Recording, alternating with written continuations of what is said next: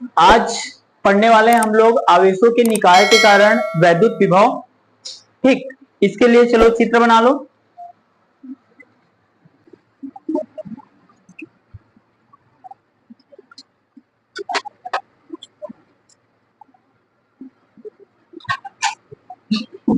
चलो ये चित्र बनाओ जल्दी से। माना निर्वात या वायु में, माना निर्वात या वायु में बिंदु P से क्रमशः R1, R2, R3 और Rn दूरियों पर Q1, Q2, Q3 और Qn आवेश स्थित है। ठीक है, माना निर्वात या वायु में बिंदु P से R1, R2, R3 व Rn दूरियों से क्रमशः Q1, Q2, Q3 और Qn आवेश स्थित है। ठीक है, तो इन आवेशों के कारण बिंदु P पर वैद्युत विभव की गणना करनी है। ठीक है, आवेशों के इन निकाय के कारण बिंदु P पर वैद्युत विभव की अपने को गणना करना है। ठीक है, ज्ञात करना है। ठीक है, देखो रिपीट कर रहा हूं। माना निर्वात या वायु में बिंदु P से R1, R2, R3 dash dash Rn दूरियों पर क्रमशः Q1, Q2, Q3 dash dash Qn आवेश स्थित है या आवेशों का एक समूह स्थित है। इन आवेशों के समूह के कारण बिंदु P पर विद्युत विभव या वैद्युत विभव की गणना करनी है। क्लियर है यहां तक? नीचे लाइन से लिखो। अब आवेश Q1 के कारण बिंदु P पर विभव, बिंदु P पर विभव। तो देखो आवेश Q1 के कारण बिंदु P पर जो विभव निकालेंगे उसको हम लोग मान लेंगे V1। क्या मान लेंगे? V1। ये हो जाएगा V1 इक्वल टू, और विभव का फॉर्मूला क्या होता है? कल ही पढ़े हो ना, कल या परसों पढ़े हो, है ना? क्या होता है? V इक्वल टू होता है 1/4 pi epsilon naught Q upon R होता है। तो हम लोग Q1 आवेश के कारण ले रहे हैं, तो ये अपने को क्या मिलेगा बताओ? V1 equal to 1/4 pi epsilon naught Q1 upon R1। क्या मिलेगा? 1/4 pi epsilon naught Q1 upon R1। Q1 आवेश के कारण बिंदु P पर विभव मिल गया। ठीक, नीचे लाइन से लिखोगे। इसी तरह Q2, Q3 dash dash Qn आवेश के कारण बिंदु P पर विभव, बिंदु P पर विभव, आवेश के कारण बिंदु P पर विभव। तो देखो Q2 आवेश के कारण क्या होगा बताओ? V2 हो जाएगा। ये हो जाएगा हमारा V2 इक्वल टू क्या हो जाएगा? 1/4 पाई एप्सिलॉन नॉट, ये हो जाएगा Q2 अपॉन R2। वैसे ही Q3 के कारण बिंदु P पर विभव क्या मिलेगा? V3। ये हो जाएगा V3 इक्वल टू क्या हो जाएगा? 1/4 पाई एप्सिलॉन नॉट Q3, क्या हो जाएगा? Q3 अपॉन क्या हो जाएगा? R3। वैसे ही Qn आवेश के कारण बिंदु P पर विभव क्या हो जाएगा? Vn। तो इसको हम लोग कर लेते हैं इस प्रकार से, डैश डैश कर लेना, और ये हो जाएगा Vn। Qn आवेश के कारण बिंदु P पर विभव क्या मिलेगा? Vn। और Vn बराबर क्या होगा बताओ? 1/4 pi epsilon not Qn upon Rn। ठीक है, क्या हो जाएगा? Qn upon Rn। यहां तक क्लियर है सबका? ठीक है ना? Q1 आवेश के कारण ये विभव है, Q2 आवेश के कारण है, Q3 के कारण है, वैसे ही Qn आवेश के कारण है। ठीक है, आगे बढ़ो, लिखो। चूंकि विभव एक अदिश राशि होता है, चूंकि विभव एक अदिश राशि होता है, अतः समस्त आवेशों के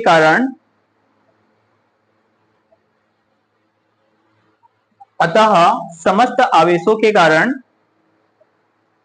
बिंदु P पर कुल विभव, अतः समस्त आवेशों के कारण बिंदु P पर कुल विभव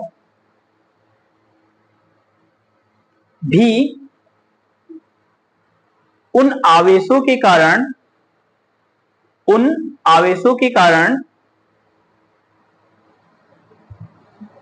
बिंदु P पर विभवों के बीजगणितीय योग के बराबर होता है। बीजगणितीय योग के बराबर होता है।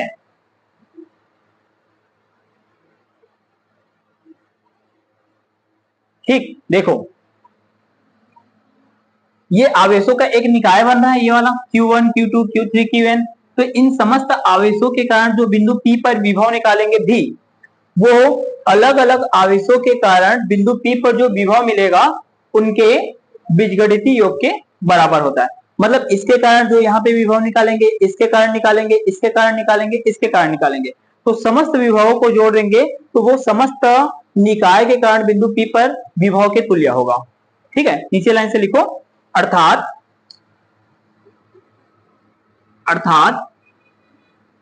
V इक्वल टू हो जाएगा V1 plus V2 plus dash dash कर लेना प्लस Vn।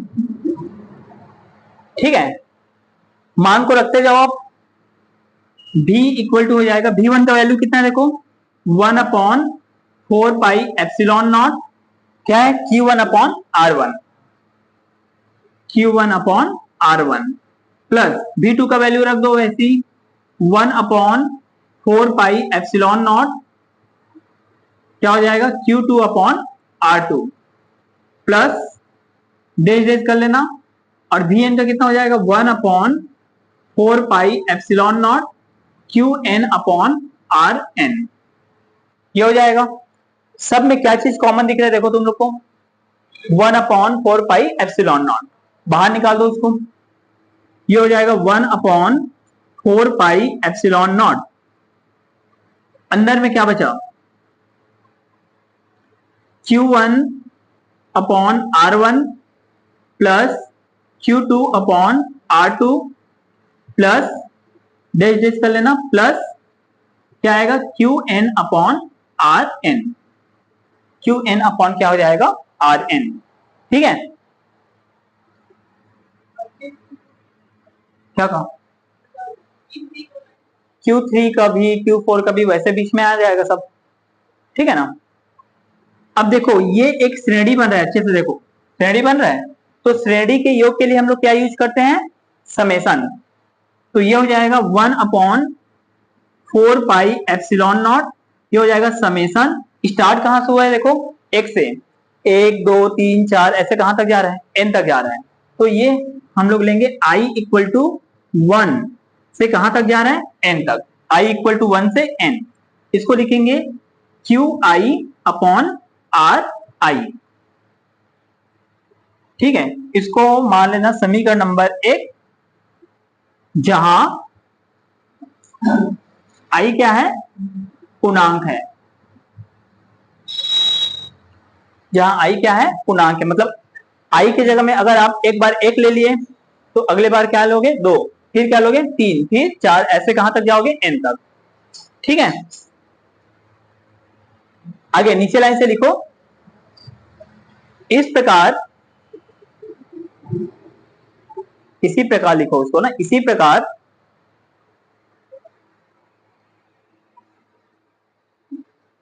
Q1 कॉमा लगाना माइनस Q2 कॉमा लगाना Q3 और माइनस Q4 के कारण बिंदु P पर वैद्युत विभव बिंदु P पर वैद्युत विभव। तो ये अपने को क्या मिलेगा, देखो यहाँ पे क्या था, जितने भी आवेश हम लोग लिए थे Q1 Q2 Q3 Qn, सब क्या था, पॉजिटिव था। अब क्या कर रहे हैं, अल्टरनेट ले रहे हैं। Q1 को पॉजिटिव ले रहे हैं तो Q2 को नेगेटिव ले रहे हैं, Q3 को फिर पॉजिटिव ले रहे हैं तो Q4 को फिर नेगेटिव ले रहे हैं, ऐसे अल्टरनेट जा रहा है। इस बार क्या मिलेगा बताओ, V इक्वल टू मिलेगा 1/4πε0। इस बार क्या होगा बताओ, Q1/R1। फिर Q2 किस में है, माइनस में, तो ये हो जाएगा Q2 माइनस Q2/R2। फिर Q3 किस में है, प्लस में, तो Q3/R3। फिर Q4 किस में है, फिर से माइनस में, तो क्या हो जाएगा, माइनस Q4/R4 प्लस, इस प्रकार से ये जाएगा। ठीक, इसको मान लेना है इक्वेशन नंबर 2। और इस प्रकार इसका जो व्यंजक है वो खत्म हुआ। आवेशों के निकाय के कारण जो वैद्युत विभव होता है वो क्या होता है बताओ, 1/4πε0 Q1/R1 plus Q2/R2 plus dash Qn/Rn।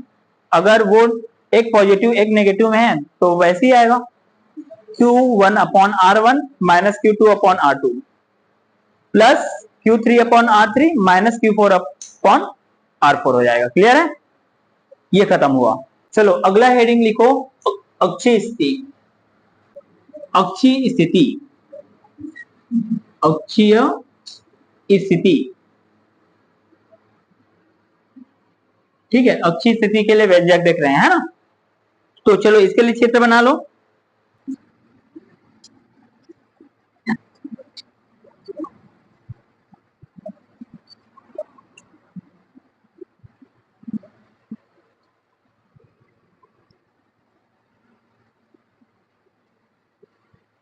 चलो ये चित्र बनाओ जल्दी से।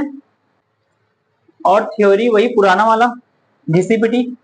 एक बार देखो बोल देता हूं, फिर लिखना खुद से है ना, खुद ही लिखोगे। देखो, माना ए बी एक वैद्युत द्विध्रुव है, माना ए बी एक वैद्युत द्विध्रुव है। देखो यहां तक ये वाला पोर्शन ठीक है ना। तो माना ए बी एक वैद्युत द्विध्रुव है जो प्लस क्यू आवेश और माइनस क्यू आवेश से मिलकर बना है। इनके बीच की अल्प दूरी 2a है। इसका मध्य बिंदु O है। O से R दूरी पर अक्षीय स्थिति में कोई बिंदु P है जहां पर वैद्युत विभव ज्ञात करनी है। क्लियर है, एक बार और रिपीट कर रहा हूं। माना ए बी एक वैद्युत द्विध्रुव है जो प्लस क्यू आवेश और माइनस क्यू आवेश से मिलकर बना है। इनके बीच की अल्प दूरी 2a है। इसका मध्य बिंदु O है। O से R दूरी पर अक्षीय स्थिति में कोई बिंदु P है जहां पर वैद्युत विभव ज्ञात करनी है। ठीक, चलो जल्दी से लिखो फटाफट। हो गया। तो देखो जो पुराना वाला हम लोग किए थे वैसे ही करना है। जिनका नहीं हुआ होगा पुराना वाला वो यहाँ पे रिपीट हो जाएगा, देख लेना, है ना। तो सबसे पहले हम लोग क्या लेंगे, प्लस क्यू आवेश के कारण, प्लस क्यू आवेश के कारण बिंदु P पर विभव, बिंदु P पर विभव। तो इसको मैं मान लेता हूं क्या, V1। क्या मान लेता हूं, V1। ये हो जाएगा V1। और V1 इक्वल टू क्या होगा, 1/4πε0। क्या हो जाएगा, Q अपॉन बीच की दूरी कितना, AP। क्या होगा, AP।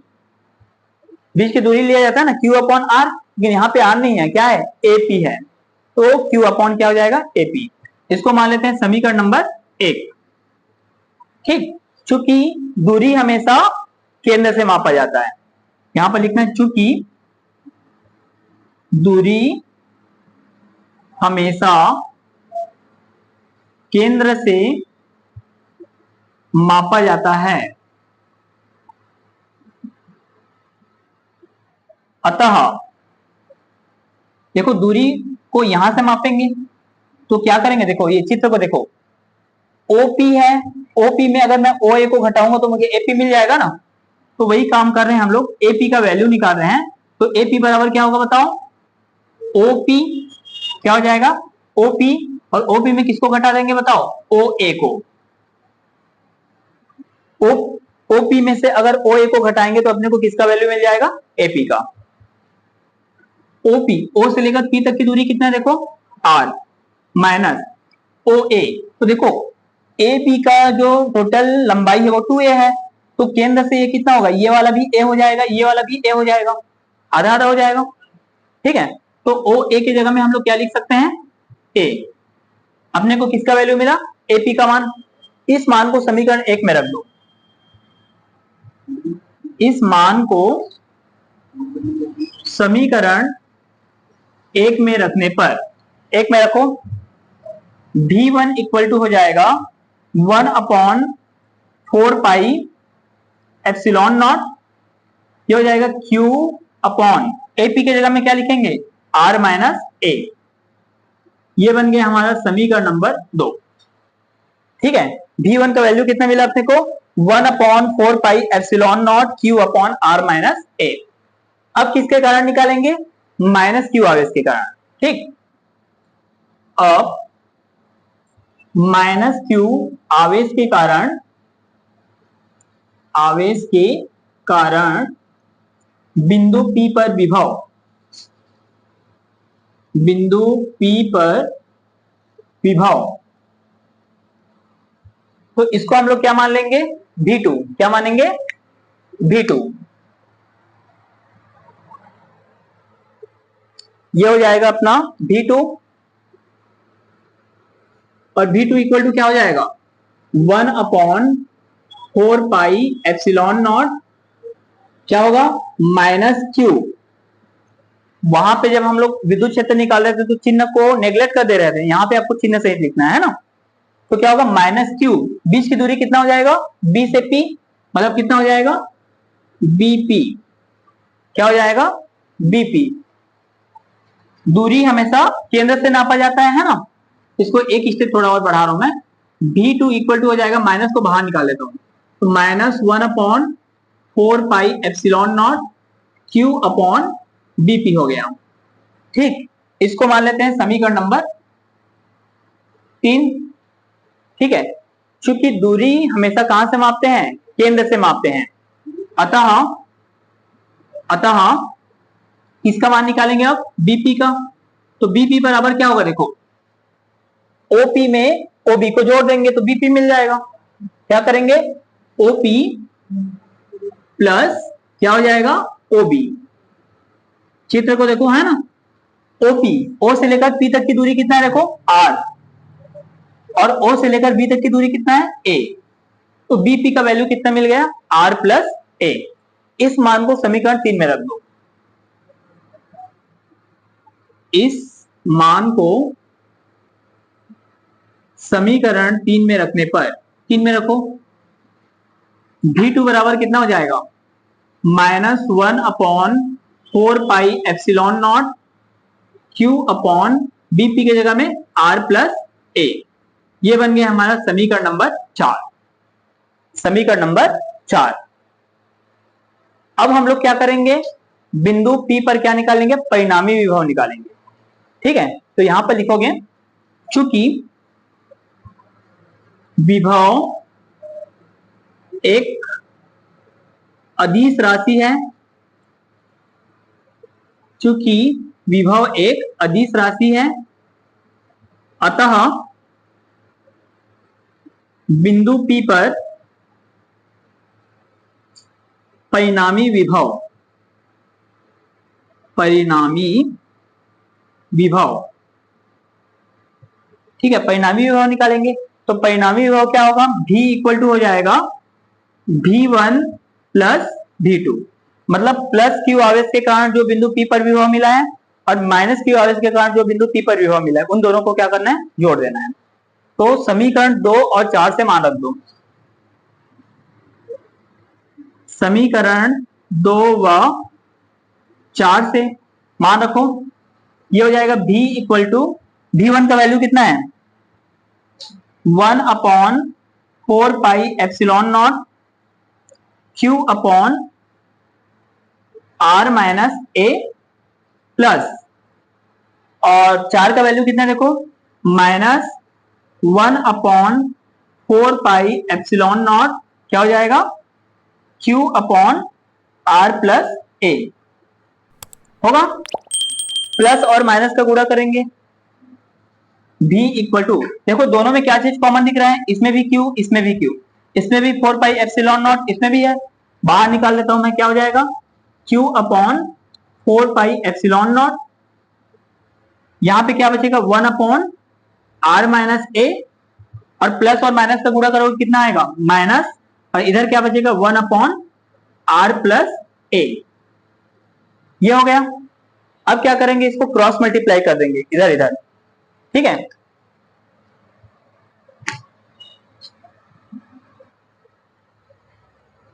तो क्रॉस मल्टीप्लाई करो इसको, कितना आएगा, V equal to Q upon 4 pi epsilon naught, ये हो जाएगा अपना R प्लस ए का 1 के साथ गुणा करो, कितना आएगा, R plus A, R plus a, minus R minus ए का 1 के साथ करो, R माइनस ए, और इन दोनों का आपस में मल्टीप्लाई हो जाएगा, तो R माइनस ए, R प्लस ए, मतलब कितना हो जाएगा, R माइनस ए, R प्लस ए। ये हो गया, यहां तक क्लियर है। अब देखो V equal to Q upon 4 pi epsilon naught, ये हो जाएगा R प्लस ए, माइनस का मल्टीप्लाई करो, तो माइनस का R के साथ करोगे कितना होगा, माइनस R, माइनस माइनस का प्लस ए, और इन दोनों का करोगे तो देखो ये फार्मूला में है, a minus b a plus b, मतलब a square minus b square, ये क्या बन जाएगा, आर स्क्वायर माइनस ए स्क्वायर, हो गया। देखो r माइनस में r प्लस में कट जाएगा, यहां पे क्या आया, v इक्वल टू आएगा q upon 4 pi epsilon naught, फिर क्या आएगा, a और a कितना हो जाएगा, 2a, और ये क्या हो जाएगा, r स्क्वायर माइनस ए स्क्वायर। q को अंदर ले जाओ उधर, तो v इक्वल टू कितना हो जाएगा, 1 अपॉन 4 पाई एप्सिलॉन नॉट, कितना हो जाएगा, इंटू 2qa, बराबर क्या हो जाएगा, 2qa अपॉन में क्या हो जाएगा, r स्क्वायर माइनस ए स्क्वायर, ठीक है। चूंकि 2qa क्या होता है, वैद्युत द्विध्रुव आघूर्ण P होता है, तो 2qa की जगह में क्या लिख सकते हैं, P। तब V इक्वल टू क्या मिलेगा बताओ, 1 upon 4 pi epsilon naught, P upon क्या होगा, R स्क्वायर माइनस ए स्क्वायर। ये बन गया हमारा समीकरण नंबर 5, समीकरण नंबर 5, ठीक है। अब क्या करते हैं, माध्यम को चेंज करते हैं। अभी हम लोग जो ले रहे थे वो क्या था, वायु या निर्वात वाला था, है ना। अब हम लोग माध्यम को चेंज करते हैं, माध्यम को क्या ले लेते हैं, परावैद्युत माध्यम। यदि माध्यम परावैद्युत हो तो, ठीक है, तो समीकरण 5 से बोलो क्या आएगा, V इक्वल टू हो जाएगा 1 अपॉन 4 पाई एप्सिलॉन नॉट, के का गुणा हो जाता है, ध्यान दो परावैद्युतांक में, फिर क्या हो जाएगा, P upon R square minus ए स्क्वायर। ये बन गया हमारा समीकरण नंबर 6। ऊपर वाला किसके लिए है, वायु या निर्वात माध्यम के लिए है, और नीचे वाला किसके लिए है, परावैद्युतांक माध्यम के लिए, है ना। स्थिति लेते हैं हम,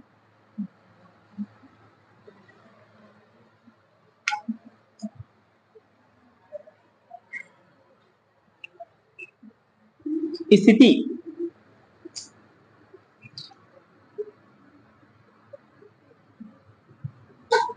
तो स्थिति कौन सा लेते हैं, यदि द्विध्रुव का आकार, वैद्युत द्विध्रुव का आकार बहुत छोटा हो तो, यदि वैद्युत द्विध्रुव का आकार बहुत छोटा हो तो,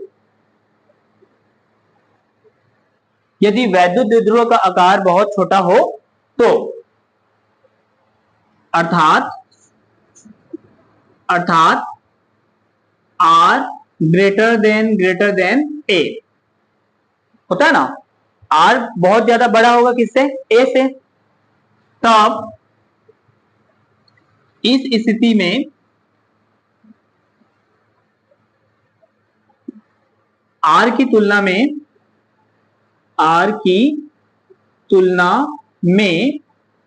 ए की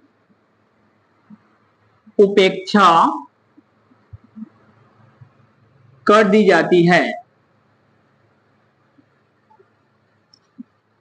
ठीक है, तब इस स्थिति में आर की तुलना में ए की उपेक्षा कर दी जाती है। तो उपेक्षा करेंगे मतलब अर्थात ए इक्वल टू क्या लेके चलेंगे, 0। ए इक्वल टू 0, उपेक्षा हो गया मतलब 0 हो गया, है ना। तब समीकरण 5 से,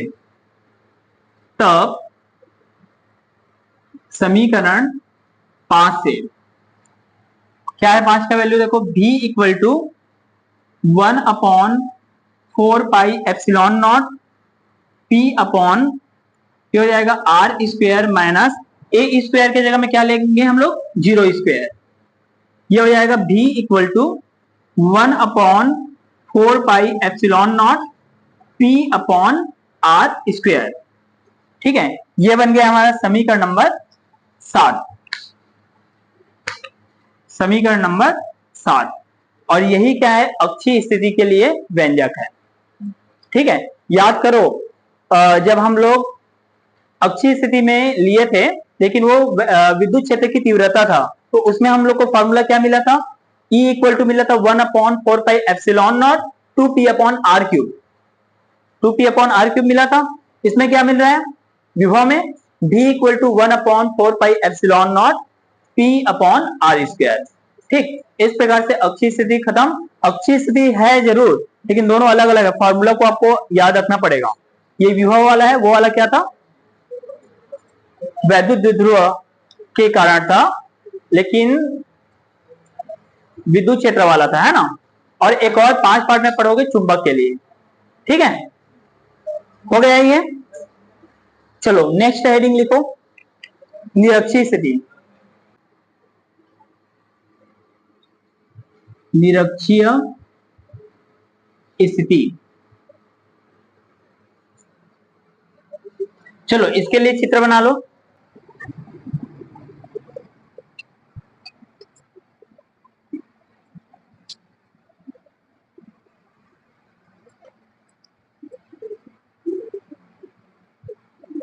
चलो जल्दी बनाओ चित्र। चलो थ्योरी को मैं समझा देता हूं एक बार और खुद से लिखोगे, है ना। देखो,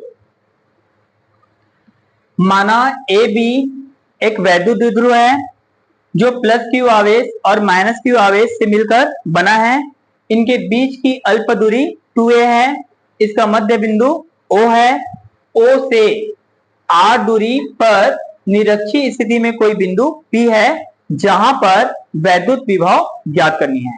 बनेगा, माना ए बी एक वैद्युत द्विध्रुव है जो प्लस क्यू आवेश और माइनस क्यू आवेश से मिलकर बना है। इनके बीच की अल्प दूरी 2a है। इसका मध्य बिंदु O है। O से r दूरी पर निरक्षीय स्थिति में कोई बिंदु P है जहां पर वैद्युत विभव ज्ञात करनी है।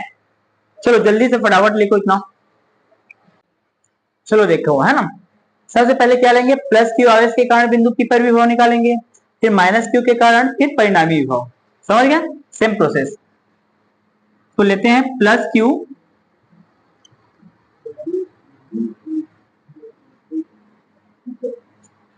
आवेश के कारण, प्लस क्यू आवेश के कारण बिंदु P पर विभव, इसको मान लेते हैं हम लोग V1। क्या हो जाएगा, V1 इक्वल टू कितना हो जाएगा, 1/4 पाई एप्सिलॉन नॉट आवेश कौन सा है, Q, Q अपॉन क्या हो जाएगा, बीच की दूरी कितना, AP। इसको मान लो समीकरण नंबर 1। ठीक है, अब -Q आवेश के कारण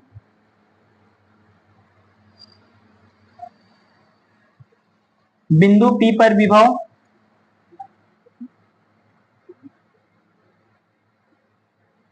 -Q आवेश के कारण बिंदु P पर विभव, तो ये क्या मिलेगा, V2, और V2 इक्वल टू क्या हो जाएगा, 1/4 pi epsilon naught -Q upon कितना हो जाएगा, बीच की दूरी BP। ठीक है, माइनस को बाहर निकाल दो, तो V2 बराबर हो जाएगा -1/4 pi epsilon naught Q upon BP। ये बन गया हमारा समीकरण नंबर 2। ठीक है, समीकरण नंबर 2। फिर यहां पे लेंगे, चूंकि वैद्युत विभव, चूंकि विभव एक अदिश राशि है, विभव एक अदिश राशि है, अतः बिंदु P पर परिणामी विभव, परिणामी विभव,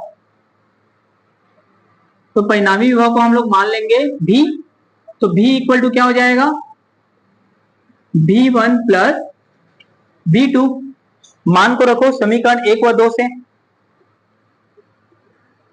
समीकरण 1 व 2 से बोलो क्या आएगा, V इक्वल टू V1 की जगह में रख दो 1/4 pi epsilon naught Q upon AP, plus फिर माइनस V2 का वैल्यू कितना है, 1/4 pi epsilon naught Q upon BP।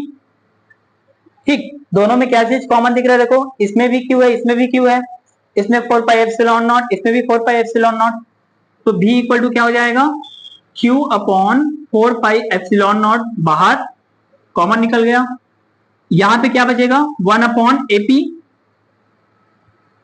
और प्लस और माइनस का गुणा करेंगे तो माइनस, यहां पे क्या बचेगा 1/BP। ठीक है, क्या हो जाएगा 1/BP। इसको मान लेते हैं समीकरण नंबर 3। ठीक है, अब ज्यामिति से तो देखो ज्यामिति से क्या है, ये चित्र को देखो, AP और BP ये दोनों भुजाएं आपस में क्या है, बराबर है। ठीक है ना, ऐसे भी समझ सकते हो कि ये वाला रेखा यहां पर क्या लंबवत है, यहां पर 90 अंश का कोण बनेगा, तो ये करना हुआ, यहां पर 90 अंश का कोण बना तो ये वाला करना होगा, तो दोनों भुजाएं आपस में क्या होगा, बराबर होगा।